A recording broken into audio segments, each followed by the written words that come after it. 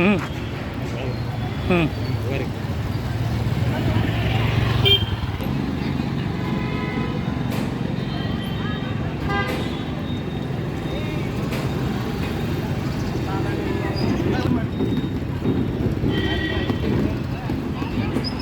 ಈಗಾಗಲೇ ಪುರಸಭೆಯಿಂದ ಒಂದು 2-3 ಸಾರಿ ತೆರವು ಕಾರ್ಯಾಚರಣೆ ಮಾಡಿ ತೆರವುಗೊಳಿಸಿದ್ವಿ ಮತ್ತು ನೋಟಿಸು ಕೊಟ್ಟಿವಿ, ಅನೌನ್ಸ್ಮೆಂಟು ಮಾಡಿದ್ವಿ.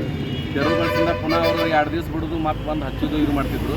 ಅದಕ್ಕೆ ಇಲ್ಲಿ ಸಾರ್ವಜನಿಕರಿಗೆ ಸಂಚಾರಕ್ಕಾಯ್ತು, ಟ್ರಾಫಿಕ್ಕಿಗಾಯಿತು ಮತ್ತು ಪಬ್ಲಿಕ್ಕಿಗೆ ಓಡಾಡೋಕ್ಕಾಯ್ತು ತೊಂದರೆ ಆಗಕತ್ತಿತ್ತು. ಅದಕ್ಕೆ ಅವ್ರಿಗೆ ಏನೈತಿ ಪರ್ಯಾಯವಾಗಿ ಮೆಗಾ ಮಾರ್ಕೆಟ್ ಹಿಂದುಗಡೆ ಕಾಯಿಪಲ್ಯ ಮತ್ತು ಹಣ್ಣಿಂದು ಹೂವಿನವ್ರಿಗೆ ವ್ಯವಸ್ಥೆ ಮಾಡಿದ್ವಿ.